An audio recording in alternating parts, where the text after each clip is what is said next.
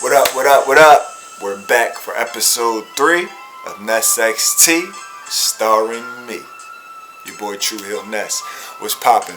So we're gonna get right into it, guys. First of all, we're gonna welcome back Mauro Ranallo to the commentary table. Yes, welcome back, Mauro. Yes, welcome back, Mauro. And with that being said, fuck you, Corey Graves, you suck-ass, bitch-ass, lame-ass clown. I'm just gonna make some statements, I'm just trying to cause a little controversy so we can talk about it on my show. Eat a dick, Corey Graves. Mauro Ranallo should be and could be calling NXT by his fucking self, but WWE management has a hard-on for these 3 fucking person commentary teams. What the fuck ever. You don't need to be doing all this clout chasing. And that's exactly what you did. You look like a fucking idiot. So eat a dick, Corey Graves. I got your back, Mauro. My man. Alright, now that I got that out of my system, gotta woo-side a little bit. Alright, so let's get into this action, man. Killain Dain starts off the show. He comes into the ring looking for a fight. Says that Damian Priest isn't man enough to come out and face him. Damian Priest is out of action due to injuries to his ribs that he suffered at TakeOver War Games and Survivor Series weekend. So, again, Killain Dain says he's looking for a fight, and he knows that somebody in the back will come out there and face him. And he gets the answer in the form of the bruiserweight, Pete Dunne. These guys have a nice little back and forth match.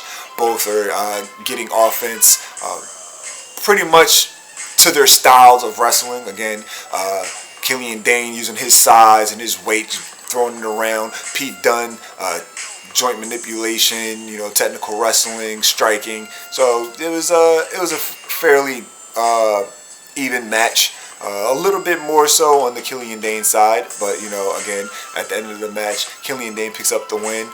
There's a few spots that I liked. Again, Killain Dain being fucking like 300 plus pounds, doing moves like a tope suicida. That's always something to see.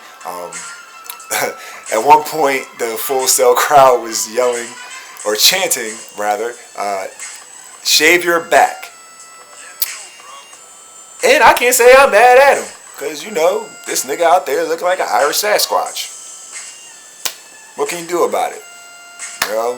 Wax on, wax off. Get rid of that shit.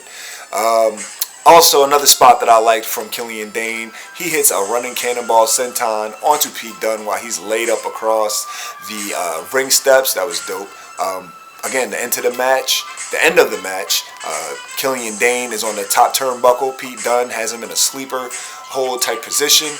Killain Dain falls backwards onto the ring mat. Obviously, with Pete Dunne having him in the sleeper position, he gets the worst of this sequence, this ending sequence. And since that he has both shoulders on the mat, when Killain Dain falls on him, he's getting pinned. 1, 2, 3. Killain Dain picks up the win. Going forward right now, who knows how this. It pretty much seems like they're going to keep the 3 of these guys intertwined with each other at the moment. Right now, Killain Dain has the most momentum. Pete Dunne had it at one point, winning the triple threat match at TakeOver. But, he lost to Adam Cole, and he just lost a match to... He just lost this match to Killain Dain. So, who knows where they're going with this right now. Damian Priest is out of action, so... Who knows where we can go with this. But right now, with the way it's looking, Killain Dain has the momentum in this feud between the 3 of them. So, moving on. The next segment of the night was Undisputed Era coming out. They're talking their shit. Adam Cole says that they had a November to remember. Shout out ECW. He just talks about, they lost that TakeOver, but they still got all the gold, And Team NXT went out there, shine bright at Survivor Series. They cleaned house. Cole himself went out there and had match of the night with Pete Dunne, and again, NXT champion, NXT tag champs, the North American title. You know, they have all the gold in NXT, but they don't feel appreciated. You know, Adam Cole says how they come back from all that, and nothing that happens. Bobby Fish is injured. You know, Keith Lee turned him into a GIF. You know, threw that nigga in a fucking crowd like a frisbee. You know, like, where's the respect at? And then he talks about how Finn Balor, that whatever alliance that he thought they had, went out the window. You know, and he wants answers, so he calls out Finn. He doesn't get Finn in return though. Out comes Keith Lee. So Keith Lee comes out. Funny thing happens here. Kyle O'Reilly said, "Hey, look, it's Keith Lee, the man of the moment." Calls him momentarily. You know, get the pun? Momentarily. That was pretty clever, Kyle. So yeah, you know, Keith Lee's like, "Yeah, you're right. I am a man of the moment. I had moments at TakeOver War Games, kicking all three of y'all's asses. I had moments at Survivor Series, pinning Seth Rollins, going toe to toe with Roman Reigns, and now I just feel as though I could take any one of these titles from off of you." Adam Cole is like, "Alright, you the man of the moment? Well, we're going to make our own moment. How about we fuck you up right here, right now?" Pump your brakes, Adam, because that's the total opposite of what happened. Undisputed Era get their ass kicked by Keith Lee. He beats one Undisputed Era nigga with another Undisputed Era nigga. Takes them out, and then tries to kick Adam Cole's ass. Adam Cole runs out of the ring, you know, he tries to hightail it out of there. He doesn't get too far because out comes Tommaso Ciampa. Tommaso Ciampa throws his ass back in the ring.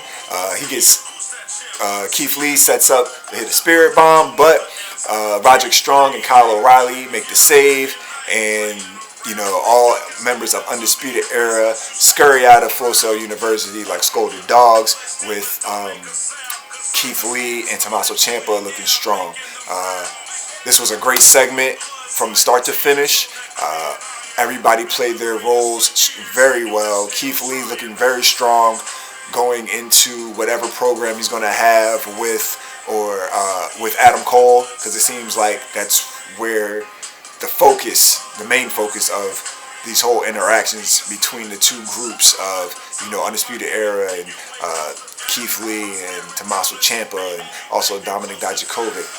That's where all of this is going. So, yeah, we're going to talk about more about that because these guys are in the main event. So, just that was an A+ segment. Okay, the next match on the card tonight was Xia Li versus Shayna Baszler. Xia Li. Alright. Shout out Romeo, because when we first seen that Xia Li was up for a match, we were like, alright, whatever. You know, she had a match against Aaliyah, fucking dud. Had a match against Vanessa Bourne, double dud. You know, so Xia Li, I wasn't excited at first. There is a but, and I had a change of heart. Xia Li had a great showing in her match against Shayna Baszler. She got a lot more offense in that I know I wasn't expecting. I don't know about you guys, but I'm pretty sure nobody was expecting her to come out putting up so much of a fight. I actually enjoyed that. Out of everything that Xia Li's done so far, again, as against Shayna Baszler. So there needed to be a caliber of talent, not no fucking Aaliyah and Vanessa Bourne, but somebody who's actually good and can go in the ring and bring that fight out of Xia Li. She didn't win the match, you know, obviously. She tried to go for a tornado kick onto Shayna Baszler. Shayna Baszler countered, got her in the curve through the clutch, made her tap. You know, you don't always need to win to look strong, and that's exactly how this situation played out for Xia Li. Again, her past showings, she really couldn't show much of what she can do. They were pretty much squashes, but she had to actually go out there and, you know, make it believable, you know. So, kudos to her. I can't say that I'm a fan, so to speak, but this is definitely had me intrigued. So I'm waiting to see more of Xia Li from this match, after this match. Alright, next match on the card was Forgotten Sons versus Evolved Talent, Leon Ruff, and Adrian Atlantis. This match was a fucking dud again. It was a squash. The best thing about this match was that they used Evolve guys, you know. Okay, the Forgotten Sons, I wish somebody would forget to book them on the show. Who gives a shit? Nobody cares about the fucking fake-ass biker boy, Sons of Anarchy, you know. They kicked Leon Ruff's ass. They beat the shit out that nigga like he was a slave and he was about to get lynched. Like he was whistling at somebody's white woman type shit. He got no offense in. Adrian Atlantis, he got slight offense in, but still, you know, he pretty much got his ass kicked. So, the match, I could have did without this shit on the show, to be honest, completely honest. Keep it moving. Next match on the card was Dakota Kai versus Rhea Ripley. Earlier in the night, Dakota Kai had a promo, you know, saying that Rhea Ripley wants to be this hero, this savior, and she's just going to put her in a position to do so, you know. And also, she's saying she's going to take out Rhea Ripley like she did that hood rat. Yes, that hood rat, Mia Yim. Okay, so boom. When she called Mia Yim a hood rat, I'm like, oh shit. She called me a Yimma hood rat. But also me, oh shit, she called her a hood rat, my nigga. Oh shit, she called her a hood rat. Shit, it's getting spicy. So yeah, I was invested at that point. It's bringing the realness to this feud, you know. Dakota Kai's whole heel turn, her whole attitude's changing, which again, I'm loving all of that.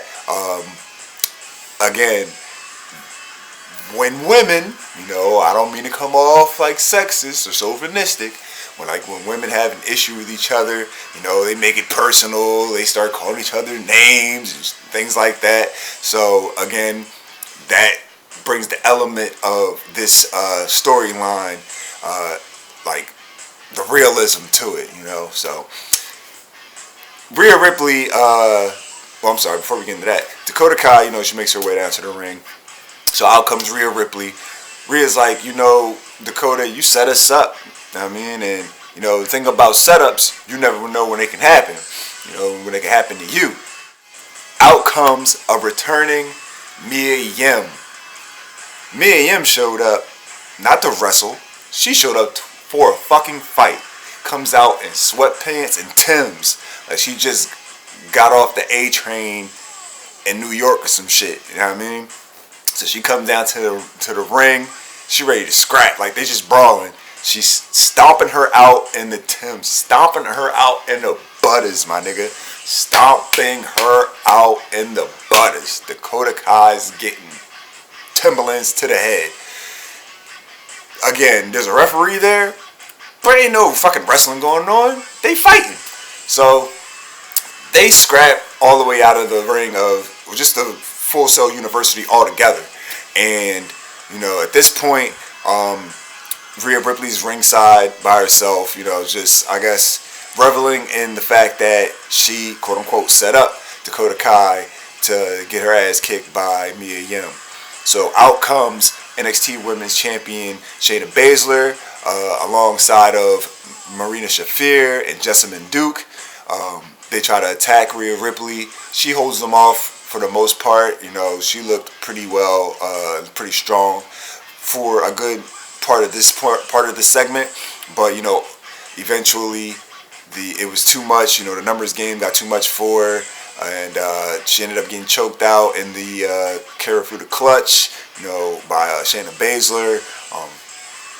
Marina Shafir and Jessamine Duke, you know, were holding on to her arm, so she couldn't fight out of it, and she just laid out.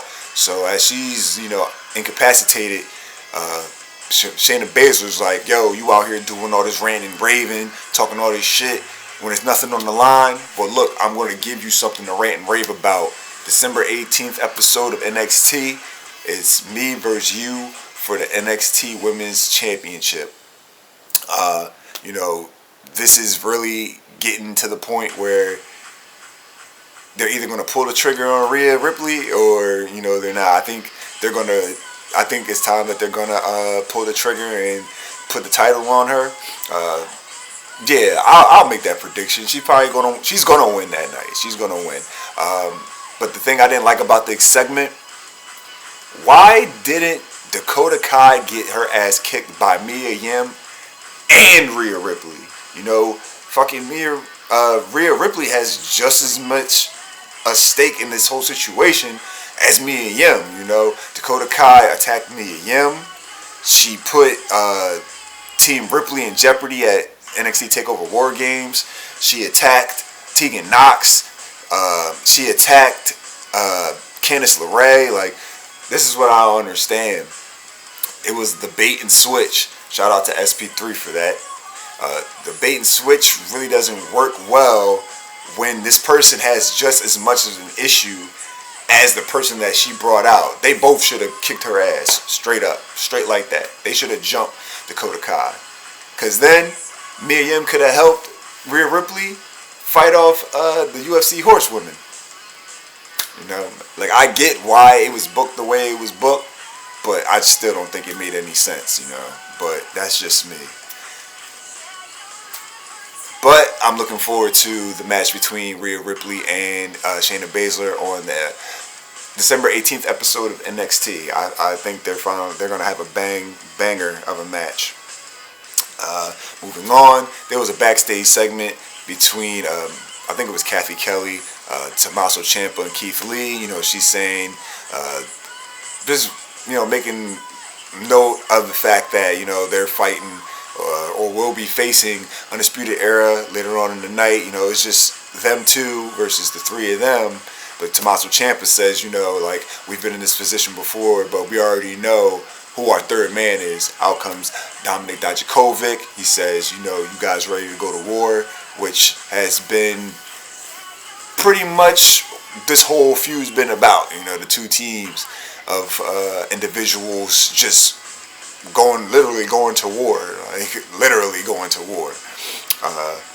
There was a Finn Balor promo where, you know, he's like, all these people are making claims to be the flag bearers of NXT, but I'm the reason that there was a flag to bear in NXT. And for the most part, he's right. NXT is where it's at now due to the fact of the work that Finn put in when he was initially in NXT. You know, he's the longest reigning NXT champion. Again, while he was there, that's when the rise and the popularity of NXT might have been at its peak.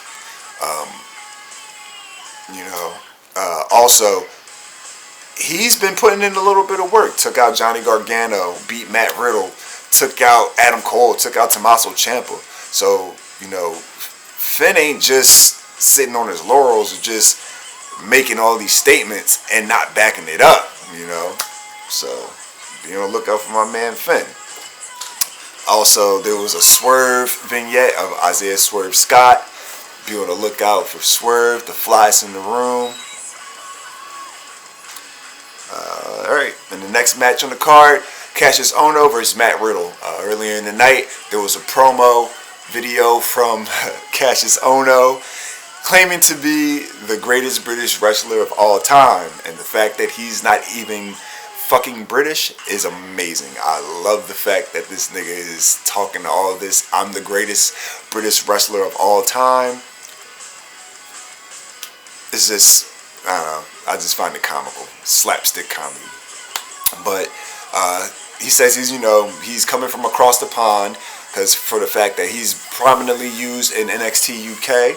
So he says he's coming to Full Sail looking for some competition. Out comes Matt Riddle. You know, he kind of like open challenge thing. Matt Riddle comes out. They have a nice back and forth match. Lots of technical wrestling going on. You know, and it was, for me personally, it was very, very refreshing to see that there wasn't as much action-packed high spots and, you know, just a lot of the same things that we see in most of these NXT matches. You know, we don't really get that, or a lot of the technicality, like the technical wrestling and, you know, the different submissions and the different exchanges of countering holds and things like that. And the way that they did in this match, we really don't see it like, to that extent. So I really enjoyed the fact that these guys went out there and, had a technical match with a little bit of mat wrestling. It just kind of felt like a throwback type of match, and I really enjoyed it. Ultimately, Matt Riddle got the win with the Bro Derek. At this point, Matt Riddle is 4-0 against Cassius Ohno. I like seeing these guys face each other. They put on good matches. But I think at this point, we can hold off for them facing each other at least for another year. At least for another year. It's cool. Like, it's 4-0. Cassius Ohno has not beat Matt Riddle, not even once. I think we can stop having them face each other for a while. Moving on. Next match on the card was Kushida versus Cameron Grimes. At first, it was booked to be Kushida versus Raul Mendoza. Earlier in the night, there was Kushida promo. Kushida vignette. They're saying he was out of action for 2 months after facing NXT UK champion Walter. He broke his wrist. How he's been home with his family and he can't wait to get back in the ring. That got me hyped because I'm a huge Kushida fan. I watched him in New Japan Pro Wrestling as pretty much the ace of the junior heavyweight division. And he left there because he wanted more. He really wasn't given the chance to grow out of that division. So I'm hoping that NXT is a place where he can thrive. With that being said, I really wasn't feeling how he was supposed to face Raul Mendoza at first. So, and it's like somebody read my mind because I'm like, yo, like Kushida's coming back and this is who we got to fucking face, Raul Mendoza, this bum ass nigga. But again, somebody read my mind because when Raul Mendoza was making his entrance, out comes Cameron Grimes, takes out Raul Mendoza, and word for word says, Kushida, you're fighting me now, boy. Okay, white people that are writing these giving these guys these ideas. It's not that smart for a white Southern man to call a person of color boy. Let's just, keep that in mind the next time that you guys try to do some shit like that. But overall, the match was good, and I'll say good for the fact that it could have been great if these guys got more time. It was way too short. It was about 6 to 7 minutes. It was action-packed, but the action felt rushed. Kushida got a lot of his offense in, showing his return to the ring. Cameron Grimes showed his prowess of fighting back, and that he's not going to be a pushover. You feel me? So again, I think these guys would have had a great match if they got a little bit more time.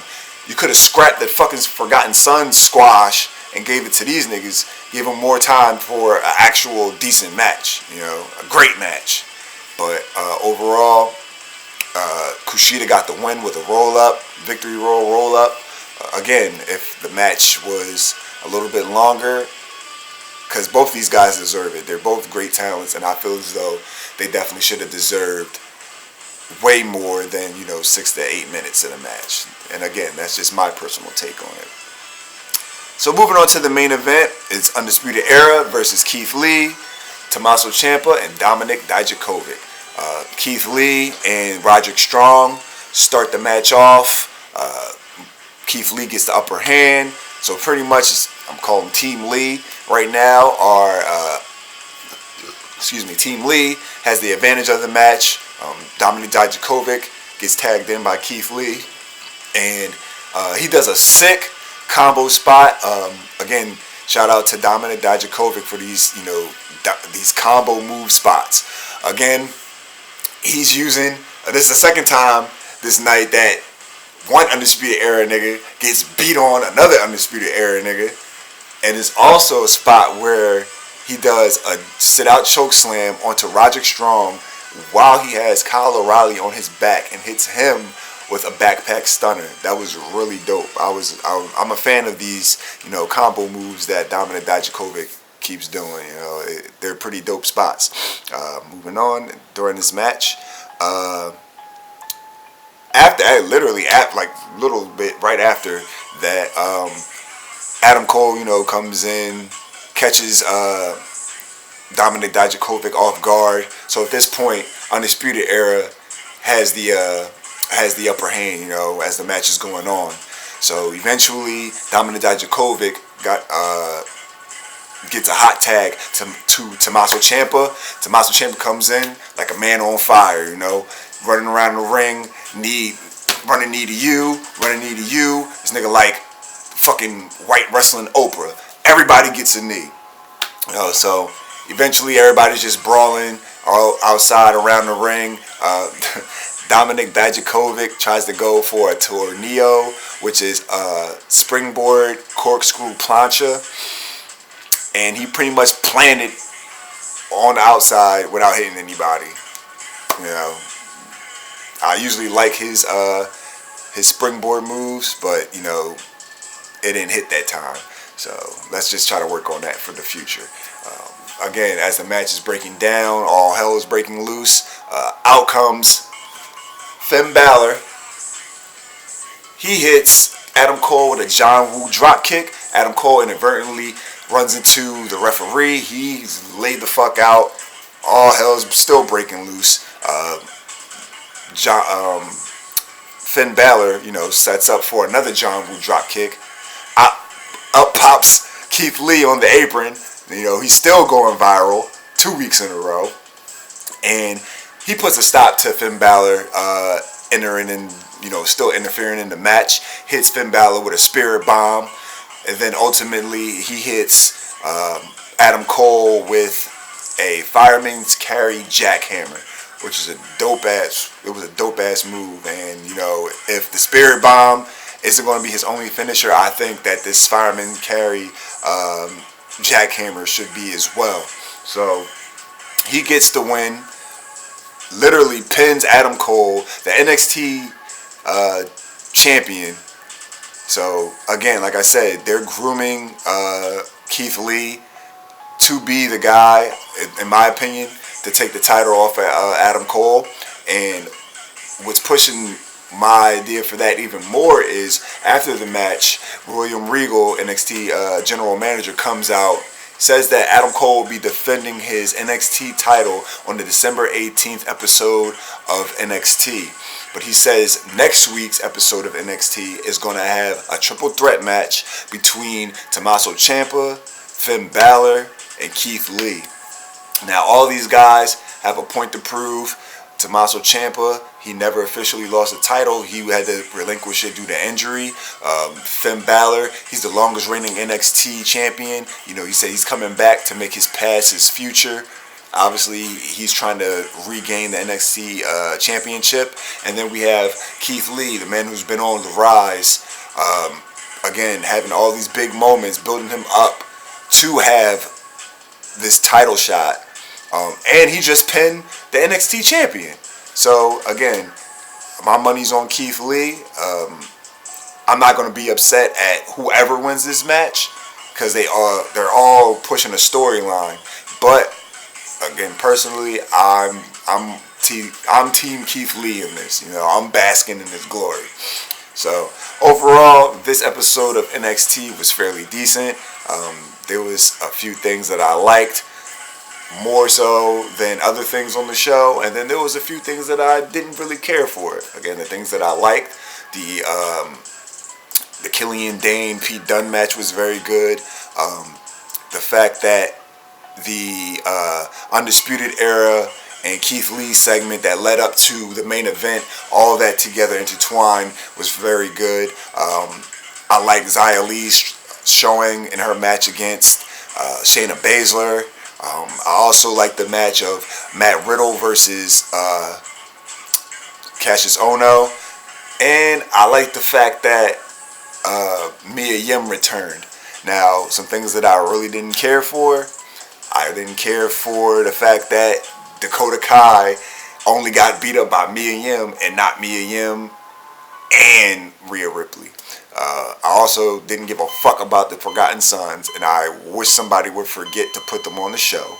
I'm going to say that shit every time they're on my TV.